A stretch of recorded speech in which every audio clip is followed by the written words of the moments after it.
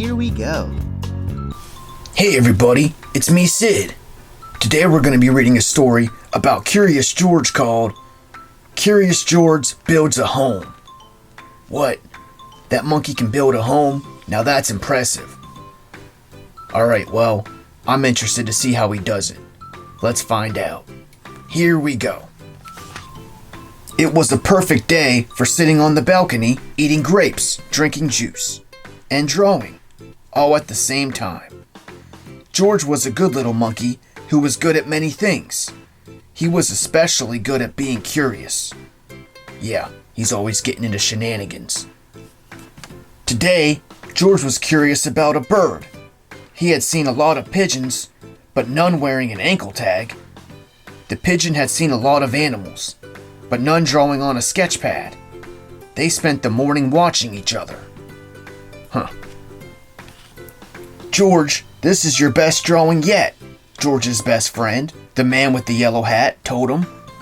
That tag the bird is wearing means that it is a homing pigeon. They're special birds that always return home. George looked hopeful. Homing pigeons have special homes, the man added. Our apartment is not a good home for a bird. Yeah, that's true. No room to fly around and, do bird stuff. George saw that what his pigeon needed most was a place to roost. A tree would be perfect. George came up with a great way to get a tree up to his apartment. He would build one. Uh-oh. The tree George built of pipe cleaners was not strong enough for a pigeon to sit on. Yeah, he looks like he's hanging upside down there, like a bat.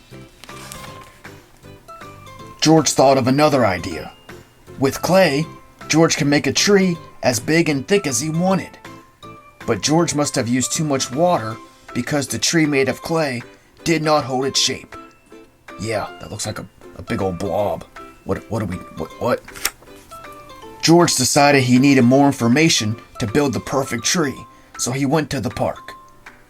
He looked at the trees for a long time. He drew trees on a piece of paper. Then he began a new project. Okay, here we go. We're getting somewhere. It took him a long time to build, but finally George revealed his masterpiece. It looked almost like a real tree. Baseball bats were the roots, and a coat rack was the trunk.